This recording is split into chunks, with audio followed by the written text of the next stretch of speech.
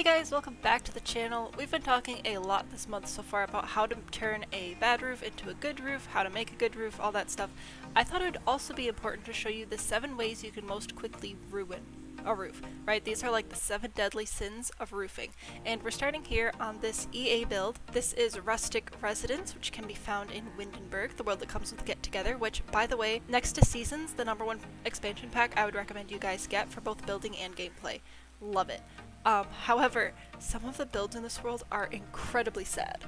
And I thought this is a great little example of already at least 2 of the 7 sins I'd like to talk to you guys about today. The #1 way your roof can ruin your build is by just absolutely throwing off any sort of ratio that your build has. In my other videos, I've already talked a bit about how the area over your front door shouldn't be more than twice the height of that door, because otherwise it's going to look too tall, and of course there are some exceptions for certain architectural styles, but in general it's going to look super top heavy, right? Not to mention the colors don't even match. Alright, I'm getting sidetracked.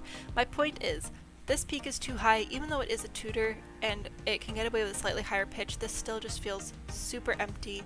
And let's not even get started about the rest of this roof. Oh, the real kicker? There's not even a second story. There's all this roof for no purpose. It is nearly 3 times the size of the visible wall. So, I'm not even going to touch that one, right?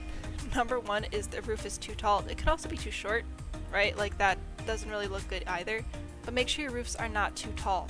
For the most part, do not leave them at default pitch, and absolutely do not ever make the open side of your gable roof face the longest part of the wall.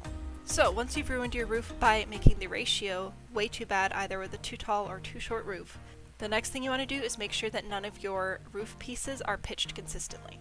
So this one, I think we should pitch up a bit more, just really sell that whole this front door is too small thing, and then this one back here for kicks will just pitch down.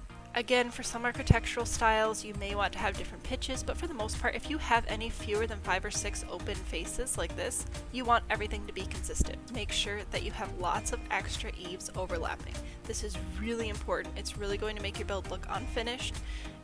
Make no sense. It's going to block windows, clip in places. It's going to be awful. We love it, right? And related to that, make sure that your roof pieces don't actually match up with the rest of your build, right? We want gaps. We want pieces of the flat roof showing. If you really want to get creative, grab something like this and don't put it in all the way. That's really going to cause some water damage. You want as many gaps and valleys as you can get into this thing. Which brings me to cardinal sin #5. Make sure that none of your roof trims or textures match. And especially if you decide to not match them, make sure you're really not matching them. Because see, the point here is individually any of these roofs, they aren't that bad, but because they are not selling the rest of the style of the build, it's just making everything look worse, right? Like we could have a white roof with pink trim, really cute. We could build a whole house based on that. This roof here looks fine and dandy. This one, again, a little basic, but it works, right? Put them all together, horrible. Absolutely never match your roof textures when you're ruining a roof. Now, #6 is going to be a little tricky to show you on this one because I'm going to have to get rid of our lovely pink roof. But one thing that you also want to make sure you do is have really heavy horizontal lines that are not broken up at all. In fact, we're just going to change the siding too, so we have no vertical lines going on here. This is especially important to make sure you have if you have a big foundation. You see we have 1, 2, 3 really heavy, unbroken, for the most part, horizontal lines. This doesn't give your eye a place to rest. It doesn't provide any interest. If you really want to get your build to look weird and lopsided and just uninteresting, get these strong horizontal lines involved. The final way you can really ruin a roof is to add some pieces that have no purpose. So this roof piece, it doesn't highlight a door, it doesn't highlight windows, it doesn't have any doors or windows, it serves no purpose there. It doesn't even completely break up these horizontal lines because as you can see, this eave is still clipping through, which of course we want, right? We want our roof to suck. I did actually rebuild this lot a while ago, so to leave you with something a little more palatable, here's my rebuild. First, the roof ratio. I lowered the roofs a lot, and to help with this second roof being so large, I actually broke it up and added a whole second story. Putting these dormers in can really push that Tudor style while keeping that high-pitched roof that is such a staple. Second, all of the same roofs are pitched the same way, right? All of the gable roofs are the same. This one is pitched a little differently, but that's due to the architectural style. In general, all of the pitches match, the textures all match, the trims all match, and none of the eaves are overlapping. Of course, course, we made sure that there weren't any valleys, and if any rain were to fall on this roof, it would of course all roll right off.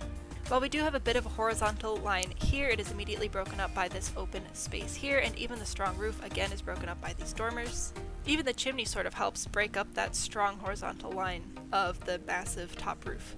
And finally, we don't have any useless roof pieces floating around trying to add interest when really all they're doing is adding distraction and confusion.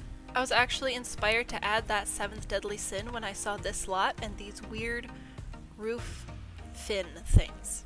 These roof pieces could so easily be skylights or extra windows, and they are not. They could line up with some of the existing architectural features like this stone wall here or even the windows, and they do not. They could at least be symmetrical, and they are not. Just overall, like technically I guess this one lines up with the windows, but again, they don't really serve any purpose other than to be like, oh, this is a modern build, let's add modern shapes and make it look cool. It doesn't look cool. If you want to learn how to build a good roof, check out the bottom playlist over here, and if you just want to learn more about building in general, I've put together this playlist on the top just for you.